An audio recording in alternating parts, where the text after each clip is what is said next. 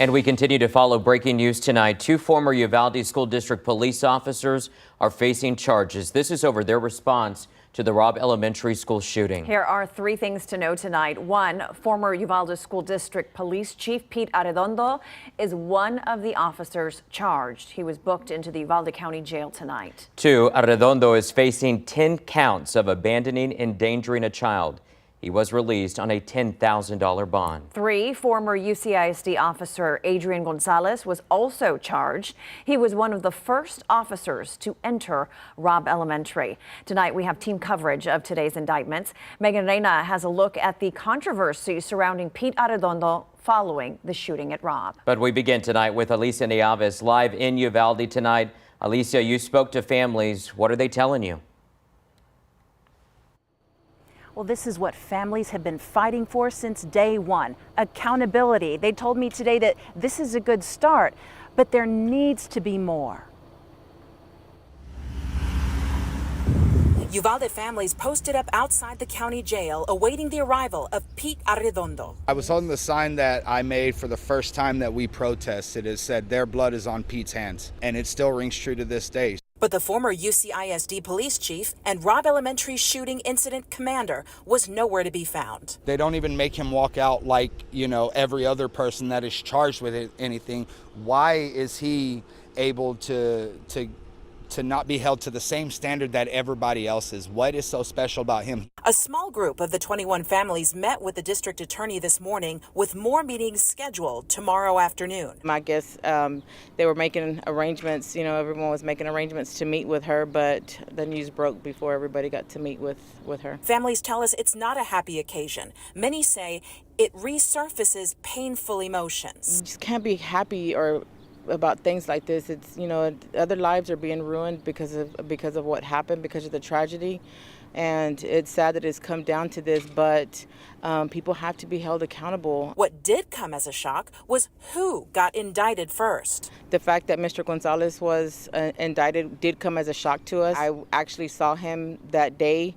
As we were pulling children out, he was literally like 10 feet in front of me, helping pull children out of the building. Not that we were pulling them out, we were helping them get to where they needed to go. So I had no idea that Mr. Gonzalez was even in the building. Yes, Arredondo should be charged.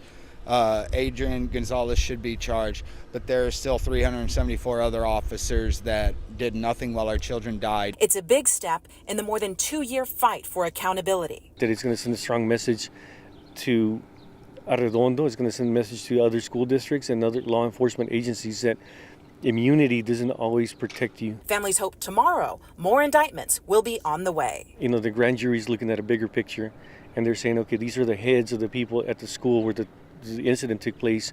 Let's go ahead and indict these people. Let's go ahead and begin the process. And then once we get a feel for things, then there's more that's going to come.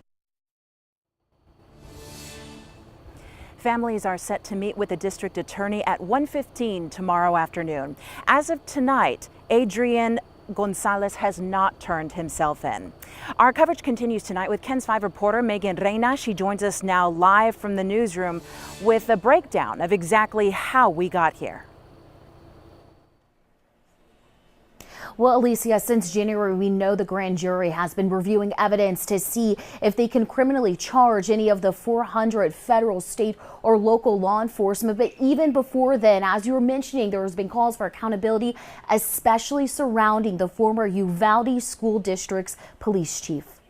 Just hours after tragedy struck Robb Elementary on the night of May 24th, Pete Arredondo, then police chief of Uvalde Consolidated ISD, addressed media briefly. We definitely ask you all to keep the families that are involved in your prayers.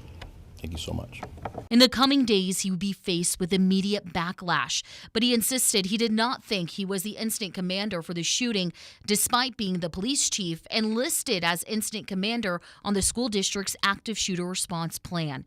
On August 24th, 2022, Arredondo was fired as police chief. Nearly a month and a half later, the school system suspended its entire police department. Meanwhile, an investigation by the Department of Justice was underway looking into the response at Robb Elementary. On January 18th of this year, the report was released. It found Arredondo was the de facto on-scene commander, and much of the blame was placed on his lack of leadership.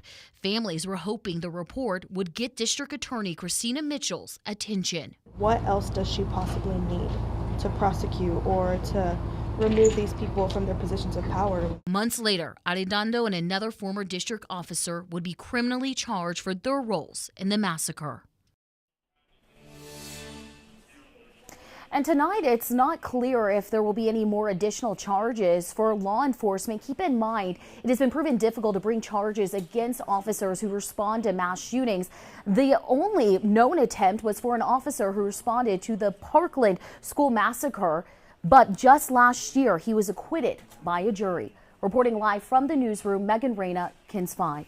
Megan, thank you. Meantime, tonight we're hearing from the Uvalde School District about the indictments. They released a statement saying in part, quote, "As with the rest of the Uvalde community, we have only just learned about the grand jury's decision regarding 2 indictments being issued. As we have done and continue to do, we extend our sincerest sympathies to all who lost loved ones. Our hearts go out to everyone affected by this challenging situation," end quote. And tomorrow, continuing coverage on the accountability after Uvalde. We're told the indictments against the 2 former school officers will be unsealed in the morning. We will bring you that information tomorrow on air and online at KENS5.com.